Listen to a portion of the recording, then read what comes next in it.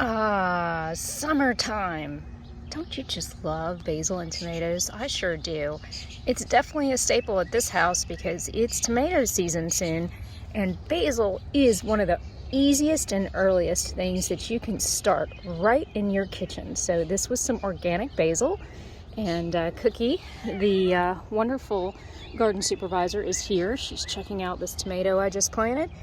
And this basil, you can see it's got really good looking roots on it. So all you're going to need is some organic basil. Just cut off a piece, stick it in the water, stick it in a bright location, and in this case a clear jar or a clear vase, and soon you're going to have roots and it can go straight in the garden. Guess who loves to be beside basil? Tomatoes. So companion plants. This is a partner plant. They will help each other grow better. So if you're looking forward to tomato season like I am, start some basil.